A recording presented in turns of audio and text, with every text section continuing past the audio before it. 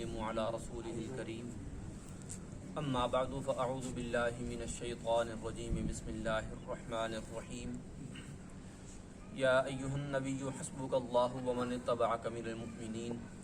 آمنت بالله صدق الله العظيم ان الله وملائكته يصلون على النبي يا ايها الذين آمنوا صلوا عليه وسلموا تسليما اللهم صل على سيدنا ومولانا محمد معدن الجود والكرم وآله وأصحابه وسلم صلاة وسلاما عليك يا سيدي يا رسول الله وعلى آلك وأصحابك يا حبيب الله حمد و صلاة کے بعد آج کی ہماری اس گفتگو کا آج کی اس نشست کا جو اصل موضوع ہے وہ حضرت سیدنا عمر فاروق رضی اللہ تعالیٰ عنہ کی سیرت اور اس سے متعلق کچھ اہم باتیں جن کے بارے میں شبہات پائے جاتے ہیں، شکوک پائے جاتے ہیں، سوالات اٹھتے ہیں، تو ان کی وضاحت اور آپ کی سیرت کے حوالے سے کچھ گوشے واضح کر کے اپنی عقیدت کا اظہار کرنا ہے۔ حضرت عمر فاروق رضی اللہ تعالیٰ عنہ جب ایمان لائے اس وقت آپ علیہ الصلوۃ والسلام جب اعلان نبوت فرما چکے تھے تو 6 سال گزر چکے تھے۔ سن 6 نبوی میں آپ نے اسلام کو قبول کیا اور آپ کے اسلام لانے کا واقعہ آپ نے از خود بیان فرمایا ہے اور وہ بڑا مشہور ہے۔ عیون الاثر میں علامہ ابن سید الناس نے بڑی تفصیل کے ساتھ اور بڑے عمدہ طریقے سے روایات کو جمع کر کے ایک پورے ترتیب کے ساتھ بیان فرمایا ہے۔ حضرت عمر کی اپنی زبانی اس کو بیان فرمایا ہے اور حضرت عمر نے خود بڑی محبت کے ساتھ اور اسلام کے ساتھ اپنی قلبی وابستگی کو ظاہر کرتے ہوئے اس کو بیان کیا ہے۔ تابعین یہ فرماتے تھے اور بعض صحابہ کا بھی یہ قول ملتا ہے کہ جب سے حضرت عمر ایمان لائے، اسلام انہوں نے قبول کیا، تب سے ظاہری طور پر اللہ تعالیٰ نے مسلمانوں کو خوب ترقی اور عزت عطا فرمائی ہے۔ یعنی آپ یوں سمجھ لیجئے کہ اسلام ہمیشہ قدم آگے بڑھاتا گیا ہے، اور جب سے حضرت عمر فاروق رضی اللہ تعالیٰ عنہ کی شہادت ہوئی، آپ کا انتقال ہوا، اس کے بعد سے مسلمانوں کی ظاہری پوزیشن جو ہے وہ کمزور سے کمزور ہوتی چلی گئی۔ آپ کی وجہ سے اللہ تعالیٰ نے مسلمانوں کو پہلی مرتبہ اتنی عزت دی کہ مسلمانوں نے بیت اللہ شریف میں اعلان سر عام سب کے سامنے بڑی جرت کے ساتھ اپنی نماز ادا کی، عبادت کی۔ اللہ تعالیٰ نے آپ کی بدولت عام مسلمانوں کو یہ موقع عطا فرمایا، اور یہ در حقیقت حضرت عمر کا مسلمانوں پر احسان ہے۔ کوئی یہ نہ سوچے کہ معاذ اللہ آپ علیہ الصلوۃ والسلام بھی ایسا نہیں کر سکتے تھے، بلکہ آپ علیہ الصلوۃ والسلام کے تو ایسے واقعات موجود ہیں بڑی صحیح سند کے ساتھ، بڑے معتبر ذرائع کے ساتھ، کہ آپ علیہ الصلوۃ والسلام نے باقاعدہ مسجد حرام میں بیت اللہ شریف میں نمازیں ادا کی ہیں، اور اس موقع پر آپ کے ساتھ ظلم بھی ہوا، آپ کو تنگ کیا گیا، آپ کو تکلیفیں دی گئیں، اس کے باوجود آپ علیہ الصلوۃ والسلام نے اپنی عبادات کو وہاں پر ادا کرنے میں ترک نہیں کیا۔ تو یہ آپ علیہ الصلوۃ والسلام پر انہوں نے احسان نہیں کیا، بلکہ مسلمانوں کے لیے اللہ تعالیٰ نے آپ کے ذریعے یہ آسانی پیدا فرمائی، تو یہ مسلمانوں کے محسن بنے، آپ علیہ الصلوۃ والسلام کے کسی طور پر نہیں۔ تو آپ کی وجہ سے مسلمانوں کو پہلی مرتبہ موقع ملا، اور آپ اپنے بارے میں خود یہ بیان کرتے ہیں کہ جب میں مسلمان ہو گیا تو میں فردن مختلف افراد کے گھر میں جاتا جو قریش کے بڑے بڑے لوگ تھے، بالخصوص میرے ماموں تھے اور میرے اور جو ہے رشتہ دار تھے، کچھ قریش کے سردار تھے۔ میں ان کے گھر پہ جاتا، ان دروازہ کھٹکھٹاتا، وہ باہر آتے، میں ان سے پوچھتا کیا تمہیں معلوم ہے کہ میرا کیا معاملہ ہو چکا ہے؟ پہلے میں ماموں کے گھر گیا، ان سے پوچھا، انہوں نے کہا نہیں مجھے تو نہیں پتا، تو بتایا کہ میں یہ دین چھوڑ چکا ہوں، آپ کے دین کو چھوڑ چکا ہوں، اور میں نے محمد صلی اللہ علیہ وسلم کے دین کو اختیار کر لیا ہے۔ تو وہ بڑے حیرت میں آ گئے، اچانک چونک گئے اور کہا کہ بھتیجے یہ تو نے کیا کیا، ایسا مت کر، چھوڑ دے اس دین کو، تو ایسا نہ کر، ایسا نہ کر۔ تو عمر نے کہا کہ نہیں ماموں میں ایسا نہیں کر سکتا، جس دین کو میں اب اختیار کر چکا ہوں اس کو میں نہیں چھوڑ سکتا۔ ماموں پھر بھی اصرار کرتے رہے اور یہ اپنے ارادے پر اپنے دین پر ڈٹے رہے، اور انہوں نے نہ چھوڑا، یہاں تک کہ وہاں سے چھوڑ کے آ گئے، یعنی اپنے ماموں کو چھوڑ کے آ گئے۔ پھر باقی چیدہ جو افراد تھے، سردار تھے مکہ کے، قریش کے، ان کے پاس گئے اور ان کو اپنے اسلام کے بارے میں از خود جا کر آگاہ کیا۔ یعنی آپ کے اندر اللہ تعالیٰ نے اتنی بے باکی اور جرت رکھی تھی اپنے دین کے بارے میں، اور ایسی غیرت رکھی تھی کہ آپ نے از خود لوگوں کو جا کر اپنے دین کے بارے میں بتایا، جبکہ خطرہ تھا جان کا۔ اور خود یہ بیان کرتے ہیں کہ مجھے بعض جگہوں پر لوگوں نے مارا بھی، مجھے تکلیف دی، مجھے مارا پیٹا، لوگوں نے زد و کوب کیا قریش مکہ نے، لیکن اللہ کا کرم ہے کہ میں نے اپنا کچھ دفاع بھی کیا، کچھ مجھے مار کھانی بھی پڑی، لیکن میں نے اپنا کچھ دفاع بھی کیا، کچھ ان کو بھی میں نے مارا، لیکن اللہ کا شکر ہے میرا وہ کچھ بگاڑ نہ سکے، میں الحمدللہ اپنے دین پر قائم رہا۔ یہ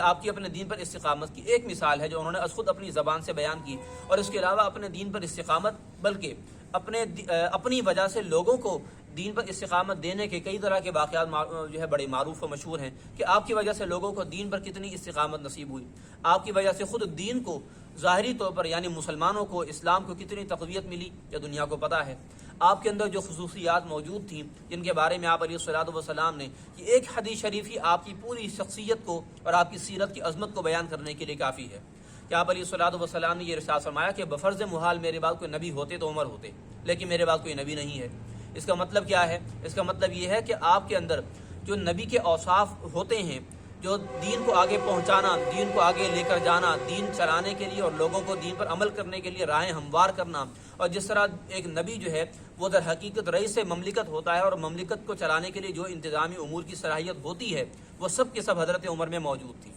یہی وجہ ہے کہ تاریخ یہ بتاتی ہے کہ حضرت ابو بکر کے بعد عمر جیسا کوئی بھی جینیس شخص پیدا ہوا ہی نہیں ہے۔ تمام انبیاء علیہ الصلوۃ والسلام کے علاوہ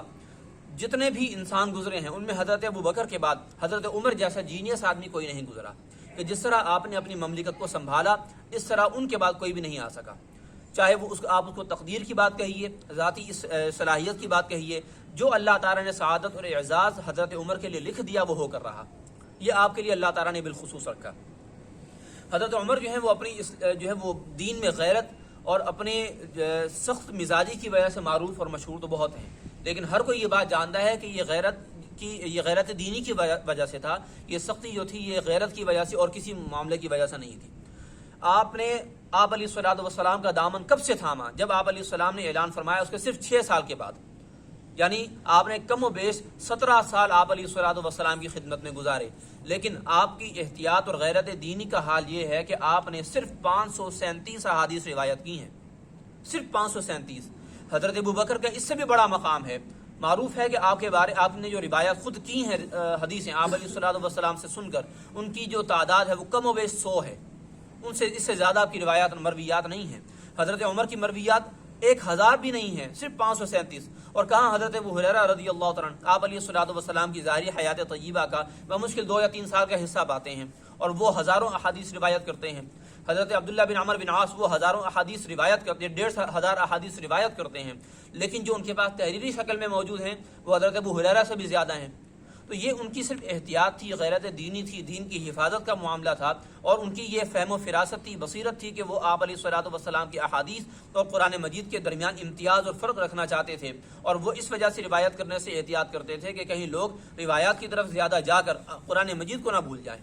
اور یہ اسی غیرت دینی کی وجہ سے ہوا کہ آپ نے حضرت ابو بکر کو خود یہ مشورہ دیا کہ جنگ یمامہ کے اندر اتنے کثیر تعداد میں حفاظ شہید ہو گئے جن کو پورا قرآن مجید یاد ہے، اب ہمارے درمیان بہت کم ایسے افراد بچے ہیں جن کو پورا قرآن مجید یاد ہو، لہذا آپ قرآن مجید کی حفاظت کا اہتمام کیجیے اور اس کو تحریری شکل میں لے کے آئیے۔ تو پہلے حضرت ابو بکر جو ہیں وہ چونکہ سنت کے بہت زیادہ عامل تھے اور آپ علیہ الصلوۃ والسلام نے جو کام نہ کیا اس کو وہ کام نہ کرنے کے ہمیشہ خواہش مند رہتے تھے، یعنی وہ کام نہ کیا جائے، بڑا اہتمام فرمایا کرتے تھے۔ تو پہلے آپ نے یہی اپنا عذر رکھا کہ عمر میں وہ کام کیسے کر سکتا ہوں جو رسول اللہ نے نہیں کیا صلی اللہ علیہ وسلم۔ حضرت عمر کہتے کہ ابو بکر بات آپ کی درست ہے، لیکن میں جو آپ کو مشورہ دے رہا ہوں، آپ سے بات عرض کر رہا ہوں، اس میں بھلائی ہی بھلائی ہے، مسلمانوں کے لیے اس میں فائدہ ہی فائدہ ہے اور نہ کرنے میں نقصان کا اندیشہ۔ تو یہ حضرت ابو بکر پھر وہی جواب دیتے، یہ پھر عرض کرتے، یہ بار بار آپس میں اصراع چلتا رہا، لیکن پھر حضرت ابو بکر کا سینہ اللہ تعالیٰ نے اس بات کے لیے کھول دیا، اور پھر آپ نے حضرت عمر ہی کے مشورے سے چند مشہور اور اہم صحابہ کرام، معتبر صحابہ کرام کو بلایا اور ان کو یہ ذمہ داری سونپی اور ان کو یہ بیان کیا۔ یہ آپ ان کی امانت داری دیکھیے، دیانت داری دیکھیے حضرت ابو بکر کی، انہوں نے اس بات کا کریڈٹ نہیں لیا،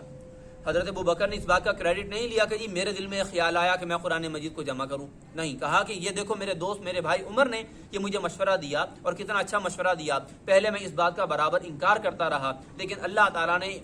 میرا سینہ ان کی بات کے لیے کھول دیا، اور اب میں تمہیں یہ کہتا ہوں کہ تم اس سارے اہم کام کو اپنے ذمے لو، اور جہاں جہاں قرآن مجید کی آیات طیبات متفرق ہیں، منتشر ہیں، پھیلی ہوئی ہیں، کسی کو زبانی یاد ہیں، کسی اگر کہیں کاغذ مل گیا لکھنا سیکھا ہوا تھا وہ لکھ چکا ہے، یا اونٹ کی چوڑی ہڈی پر شانے کی جو ہڈی ہوتی ہے اس پر لکھا ہوا، کسی چیز پر لکھا ہوا ہو، ان سب کو جمع کرنا شروع کرو ایک معیار اور شرط کے مطابق۔ یہ آپ کی دیانت داری۔ تو حضرت عمر ہی کی وجہ سے قرآن مجید آج ہمارے پاس اس شکل میں موجود ہے، یہ آپ ہی کی وجہ سے ہے۔ اور اسی بات پر غور کر کے آپ دیکھیے کتنے افسوس کی بات ہے کہ وہ لوگ کہ جو معاذ اللہ حضرت عمر کے مخالف ہیں،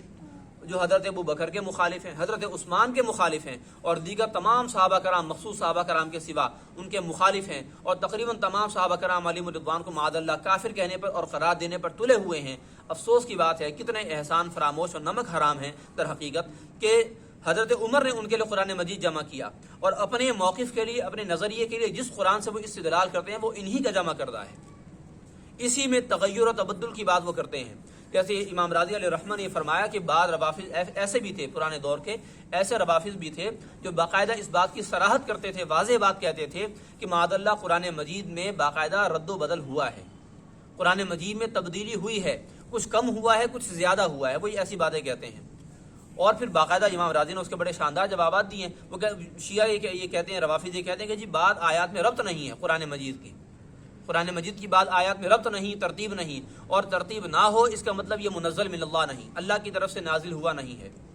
اس کا مطلب یہ ہے کہ اس کے اندر کوئی تبدیلی ہوئی ہے۔ امام راضی نے بڑے شاندار اس میں جواب دیے ہیں کہ ربط نہ ہونے کا مطلب کیا ہے، اور یہاں پر ظاہری طور پر آپ کو جو ترتیب نظر نہیں آ رہی اس کا کیا مطلب ہے۔ تفسیر کبیر جلد 10 کے اندر سورہ مدثر کے سورہ قیامہ کے تحت اس کو بیان کیا امام راضی علیہ الرحمہ نے۔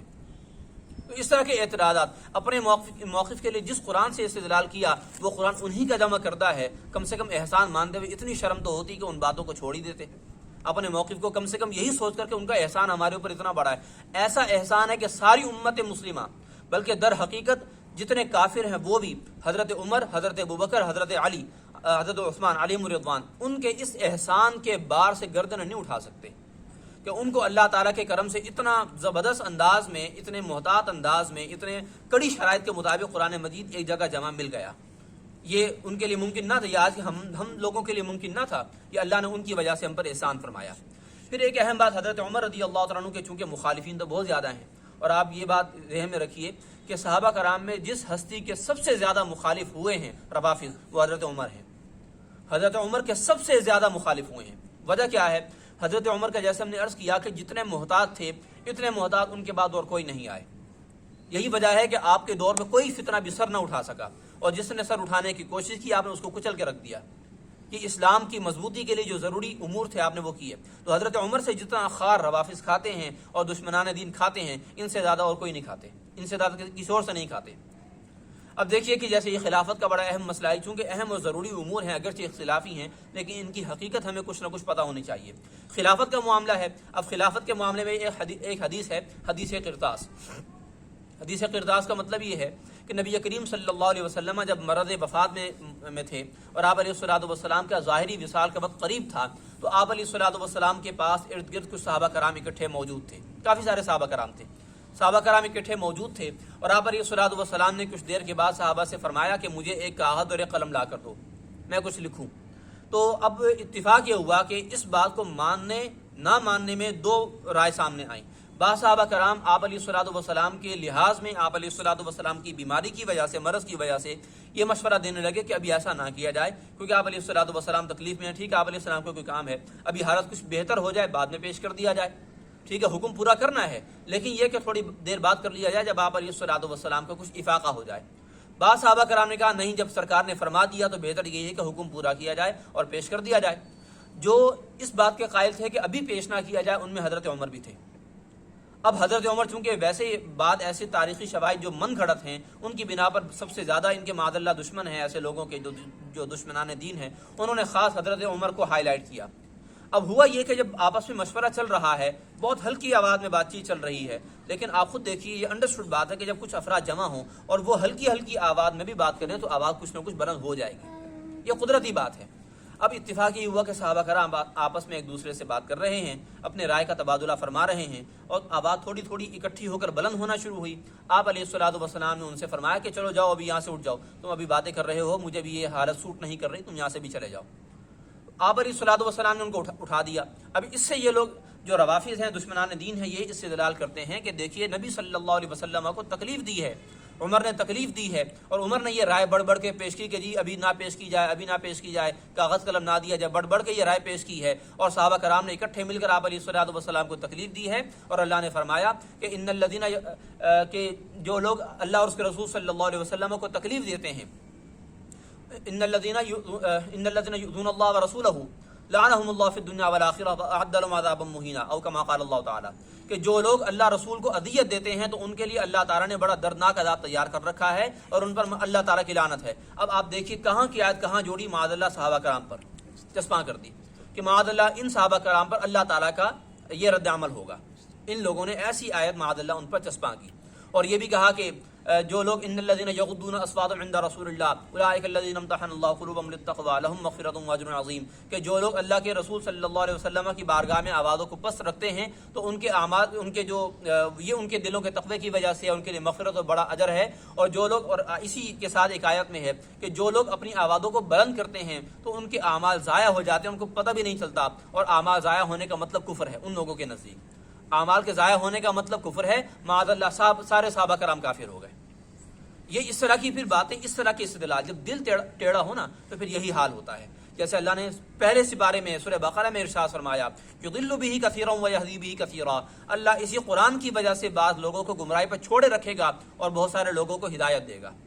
तो जिनके दिल पहले से टेढ़े थे उन्होंने बजाय अपने दिल को सीधा करने के उन्होंने मज़ीद टेढ़ा किया। और हाल आप देख लीजिए कि सहाबा कराम जैसी अज़ीम हस्तियों का उन्होंने क्या हाल किया माअज़ल्लाह।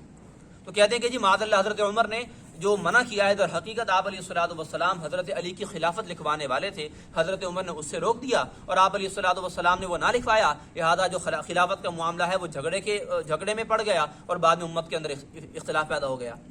पहली बात तो ये पैदा होती है कि ये कैसे मालूम कि आप अलैहिस्सलातु वस्सलाम हज़रत अली की खिलाफत लिखवाने वाले थे, बल्कि खिलाफत हज़रत अली की क्या मुतलकन किसकी खिलाफत लिखवाने वाले थे, किसको क्या पता।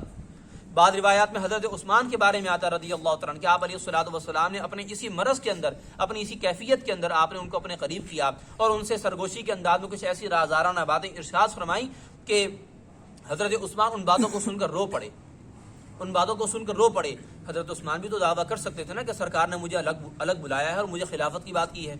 अगर माअज़ल्लाह ऐसी उनको ख्वाहिश होती, हज़रत उस्मान भी दावा कर सकते थे, नहीं किया। इसका मतलब ये है कि ये अपनी तरफ से मन घड़त बातें हैं कि माअज़ल्लाह आप अलैहिस्सलातु वस्सलाम खिलाफत अली लिखवाना चाहते थे, उमर ने नहीं लिखने दी। ये कहाँ से साबित है? ये अपने दिल की बातें हैं, दिल का अमानी यूम, ये उनकी आरज़ुएँ, उनकी दिल की बातें हैं, असल में कुछ नहीं है। तो यहाँ से आगाज़ बाकायदा होता है हज़रत उमर की मुखालफत का, जो ख़ास तौर पर खिलाफत के मातहत आता है। फिर बाग़ फ़दक का मामला, जिसके जो असल इनके माअज़ल्लाह हरीफ हैं वो हज़रत अबू बकर हैं और फिर हज़रत उमर भी हैं कि आप हज़रत उमर ने भी जो है अपने दौर में बाकायदा उनको बाग़ फ़दक नहीं दिया और बात बिल्कुल वाज़ेह थी, इसलिए इसमें कोई किसी किस्म का उलझाव सहाबा कराम में नहीं था और किसी दौर में भी नहीं पड़ा। अच्छा, अब एक और अहम बात आती है खिलाफत के हवाले से कि जब नबी करीम सल्लल्लाहु अलैहि वसल्लम का विसाल हो गया, विसाल होने के बाद जब तदफीन और तकफीन वगैरह का मामला चल रहा था, यानी तैयारियां हो रही थी, तो उस वक्त यह हुआ कि अंसार जो थे वो एक जगह पर जमा हो गए, जिसको सकीफ़ा बनी साइदा कहते हैं, यानी बनु साइदा जो कबीला है उसका एक छपरा, उसके जहाँ पर लोग जमा होते थे उसको उन्होंने सकीफ़ा का नाम दिया हुआ था। वहाँ पर अंसार जमा हो गए और वो चाहते थे कि हज़रत साद बिन उबादा रज़ियल्लाहु तआला अन्हु को अपना खलीफा मुकर्रर कर लें, यानी मुसलमानों का खलीफा मुकर्रर कर लें। उन्होंने, अब चूंकि बहुत अहम काम था, मुसलमानों का खलीफा मुकर्रर करना था, उन्होंने इसके बावजूद के सारे अंसारी वहाँ मौजूद थे, उन्होंने हज़रत अबू बकर को बुलाया, और ये नहीं बताया कि किस काम के लिए बुला रहे हैं, बल्कि एक बंदे को भेजा कि उनको जल्दी बुला के लाओ कि बहुत अहम काम है। अब हज़रत अबू बकर को भी नहीं पता क्योंकि वो भी तैयारियों में मसरूफ़ थे। उनको बुलाया, वो जल्दी वहाँ पहुँचे। जब वो वहाँ पहुँचे हज़रत अबू बकर, उनको पता चला कि ये मामला है, उन्होंने हज़रत उमर की अहमियत को जाना, उन्होंने फिर हज़रत उमर को बुलवाया कि अभी आप आइए, फ़ौरन अहम काम है। वो भी तैयारियों में मसरूफ़ थे। अब हज़रत उमर को भी नहीं पता कि काम क्या है, बस अबू बकर ने बुला लिया है तो चले जाना चाहिए। वो चले गए क्योंकि एहतराम करते थे, बुजुर्ग थे उनके लिए, चले गए बात उनका पैगाम सुनकर। जब वहाँ पहुँचे उनके सामने मामला आया कि अच्छा ये खिलाफत का मामला है, तो फिर जो है वो अंसार और मुहाजिरीन के माबैन कुछ गुफ्तगू हुई, कुछ बाकायदा मुकालमे हुए, एक दूसरे के साथ तबादुल ख्याल हुआ और बिल आखिर ये तय पाया कि कुरैश में से ही किसी को मुकर्रर किया जाएगा खलीफा, और कुरैश में हज़रत अबू बकर को खलीफा मुकर्रर किया जाएगा। और जब ऐलान हो गया तो सबसे पहले हज़रत उमर ने आगे बढ़ के अपना हाथ दिया उनके हाथ में और बैत कर ली। अच्छा, अब पीछे हज़रत अली थे, हज़रत अली को किसी ने इग्नोर नहीं किया था। हज़रत अली जो तैयारियों में मसरूफ़ थे, बात ये थी पहले तो इनको भी नहीं पता था, हज़रत अबू बकर को, हज़रत उमर को भी नहीं पता था कि मामला क्या है, क्यों बुलाया गया। अब वो चले गए, अब पीछे ये तैयारियों में मसरूफ़ हैं, उन्होंने इनको नहीं बुलाया। वजह ये थी, याद रखिए कि हज़रत अली नबी करीम सल्लल्लाहु अलैहि वसल्लम के सगे रिश्तेदार थे।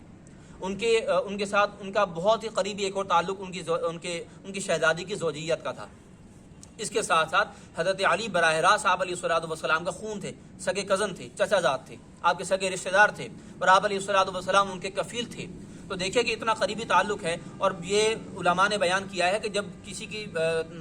وفات ہو جائے تو پھر اس کا سگا رشتہ دار، اس کا قریبی رشتہ دار جو موقع پر موجود ہو وہ اس کے قریب رہے، تاکہ وہ اصل نگرانی کرے، وہ زیادہ حقدار ہے۔ اور یہ حکم باقاعدہ احادیث سے مستنبط اور ماخوذ ہے۔ تو صحابہ کرام نے یہی خیال کیا کہ علی جو ہیں وہاں پر موجود رہیں، کام کرتے رہیں، ہاں بعد میں جب معاملات سارے مکمل ہو جائیں گے علی آئیں گے بیعت کر لیں گے۔ اب ہوا یہ کہ وہاں پر خلافت کا اعلان ہو گیا، حضرت علی نے باقاعدہ آپ علیہ الصلوۃ والسلام کی تکفین مبارک فرمائی، اور اس کے بعد جب سارے معاملات مکمل ہو گئے، اب حضرت علی اور حضرت زبیر یہ دونوں حضرات اپنے گھر چلے گئے۔ اب وہاں پر جب خلافت کا باقاعدہ معاملہ ہو گیا، اگلے دن جو ہے وہ مسجد نبوی شریف میں ایک عام مجمع اکٹھا کیا گیا، اجلاس کیا گیا، گویا ایک طرح کا وہاں پر ایک جلسہ کیا گیا، اور حضرت علی کو اور حضرت زبیر کو گھر سے بلوا لیا گیا کہ آپ تشریف لے آئیں، ایسا ایسا معاملہ ہے اور وہ بیعت کا معاملہ ہے۔ حضرت علی آئے اور جب پتہ چلا تو ٹھیک ہے، آپ فوراً حاضر ہو کر آپ نے بیعت کر لی۔ یہ باقاعدہ مستند ذرائع سے، مستند کتب سے ثابت ہے، حوالہ جات سے ثابت ہے۔ حضرت علی نے باقاعدہ بیعت کرنے میں کبھی بھی کوئی تعمل تردد نہیں کیا، چاہے حضرت ابو بکر کی بیعت ہو، چاہے حضرت عمر کی بیعت ہو، چاہے حضرت عثمان کی بیعت ہو۔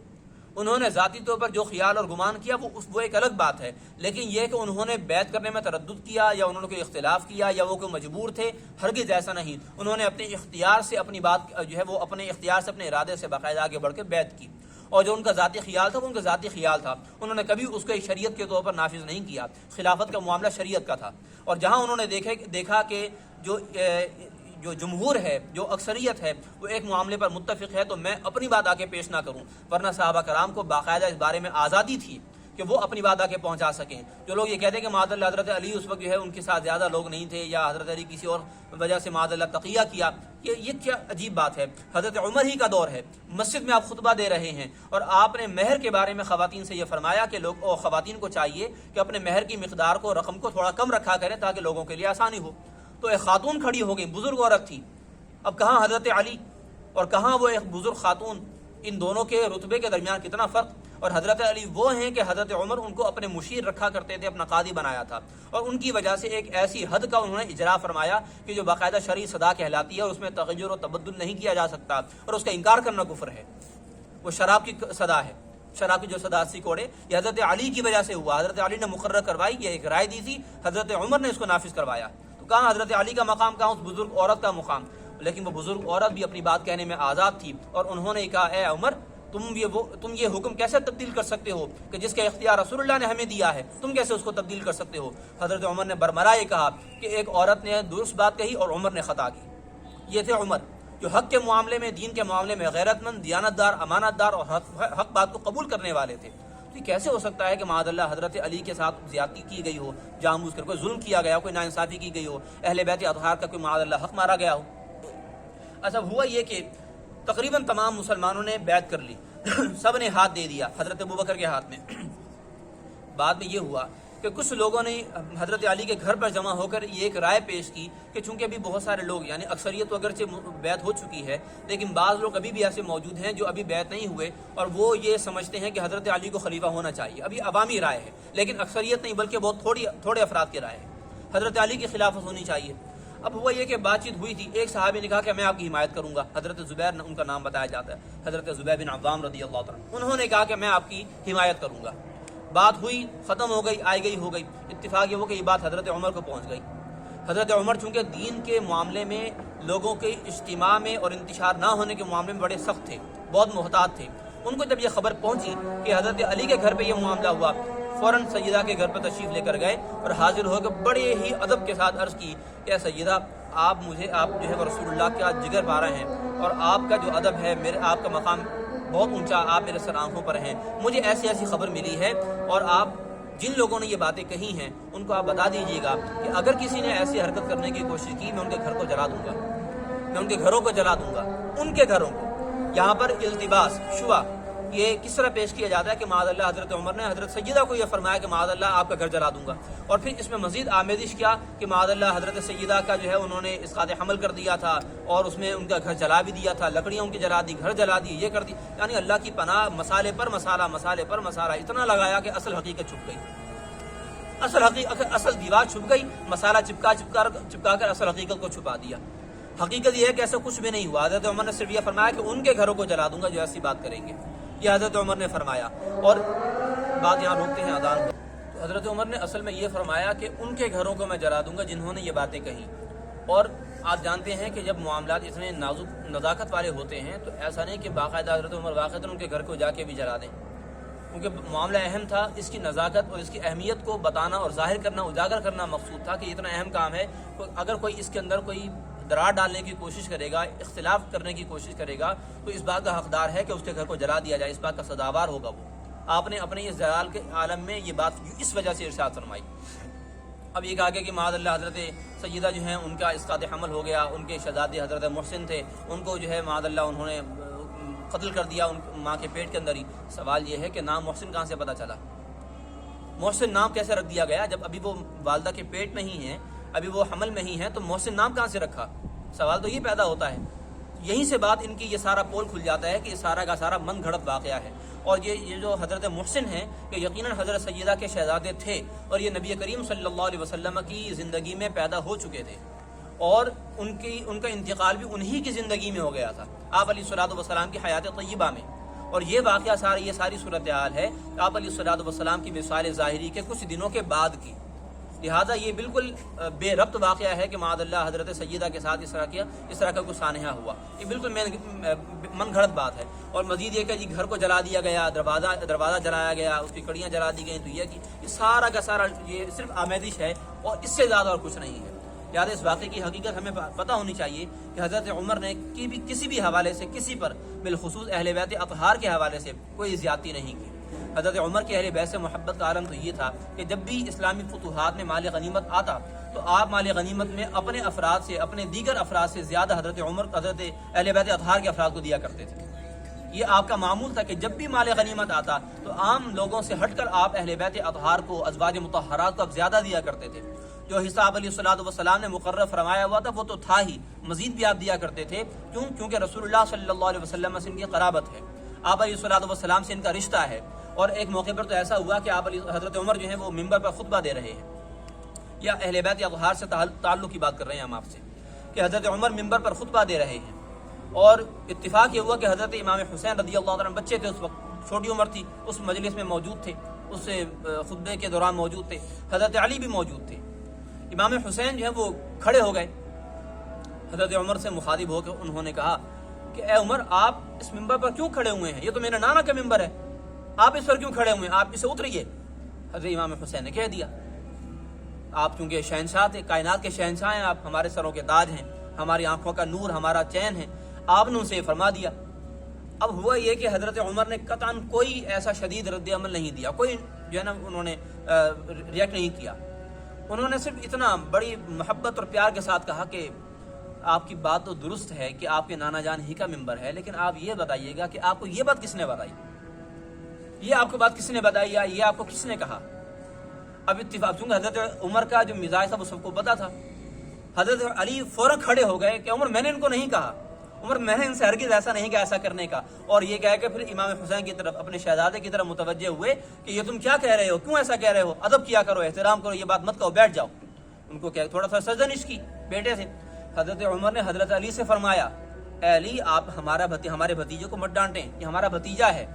کیوں ڈانٹتے ہیں آپ اس کو؟ بات بالکل درست کہہ رہے ہیں کہ واقعی ان کے نانا جانے کا تو ممبر ہے. اور سچ تو یہ ہے کہ یہ ساری کائنات سرکار کے صدقے میں ہے، ہماری جان سرکار کے صدقے میں، ہمارا سب کچھ، ہمارا دین، ہمارا ایمان، ہمارا رزق، ہمارا طعام، سب کچھ یہ سرکار کے صدقے میں ہے، سرکار کی وجہ سے ملا ہے. اللہ تعالیٰ نے ہمیں سانسیں دی ہیں، اللہ تعالیٰ نے سرکار کے صدقے میں دی ہیں. سانسیں ہم سے لے گا اللہ سرکار کی وجہ سے لے گا. کیوں؟ قیامت میں اللہ تعالیٰ سرکار کی ہمیں وہ ساری نعمتیں اور ساری عزتیں ہمیں دکھائے گا کہ جو اللہ تعالیٰ نے آپ علیہ الصلوۃ والسلام کی وجہ سے مقرر فرمانی ہے اور اس کو اللہ تعالیٰ نے ببا فرمانا ہے. اللہ تعالیٰ سے دعا ہے کہ جو باتیں آج ہم نے آپ کے سامنے عرض کی ہیں، حضرت سیدنا عمر فاروق رضی اللہ عنہ کی سیرت اور عقیدت کا اظہار کر کے ہم نے اپنا نام ان کے عاشقوں میں لکھوانے کی کوشش کی ہے، اللہ تعالیٰ ان میں شمار فرما دے. اور جو ہم نے آپ کے سامنے ان کی شخصیت سے متعلق دشمنان دین کی جو باتیں مشہور ہیں، جو ان کی شخصیت کو معاذ اللہ داغدار کرنے کی ناکام کوشش کرتی ہیں، ہم نے کوشش کی ہے کہ اس بے داغ کو دھونے کی ایک کوشش کر لیں. اللہ تعالیٰ ہماری اس گفتگو کو قبول فرمائے, اور امید ہے کہ جو باتیں آپ کے سامنے ہم نے عرض کی ہیں, جو باتیں آپ کو بتائی ہیں, وہ آپ کو بھی ذہن نشین ہو چکی ہوں گی. اللہ تعالیٰ ہم سب کے دین ایمان کی حفاظت فرمائے. آپ یاد رکھیے, اگر ہم تمام صحابہ کرام کی معاذ اللہ نفی کرتے ہیں اور صرف ہم چند مخصوص صحابہ کرام کو ہم یاد رکھیں, تو یاد رکھیے اسلام اس طرح پھیل نہیں سکتا, اسلام کے اندر اتنی برکت نہیں آ سکتی. اور یہ بات بالکل نہ ماننے والی ہے, نامعقول بات, غیر منطقی بات ہے کہ اسلام کے ہیروز چند افراد ہی ہوں, اسلام کے ہیروز چند افراد ہوں. ایسا ناممکن ہے, ایسا بالکل قطعی طور پر نہیں ہو سکتا. آپ علیہ الصلوۃ والسلام نے دنیا میں اپنے 2 وزیر حضرت ابو بکر کو, حضرت عمر کو فرمایا ہے, ان کے علاوہ کسی کو نہیں فرمایا. اگر یہ 2 بھی معاذ اللہ مسلمان نہ رہیں تو پھر پیچھے مسلمان ہے کون؟ آپ علیہ السلام نے حضرت ابو بکر کے بارے میں فرمایا تھا کہ اگر ساری دنیا کے ایمان کو ترازو کے ایک پلڑے میں رکھا جائے, ابو بکر کے ایمان کو ترازو کے دوسرے پلڑے میں رکھا جائے, ابو بکر کا ایمان ان سے بھاری ہو جائے گا. یہ ابو بکر ہیں. اور عمر کے بارے میں ہم نے آپ سے عرض کر دیا رضی اللہ تعالیٰ عنہ کہ میرے بعد بفرض محال کوئی نبی ہوتا تو عمر ہوتے, لیکن میرے بعد کوئی نبی نہیں ہے. اللہ تعالیٰ سے دعا ہے کہ ہم سب کے دین ایمان کو محفوظ رکھے, فتنوں سے بچائے. وما علیہ الا البلاغ المبین.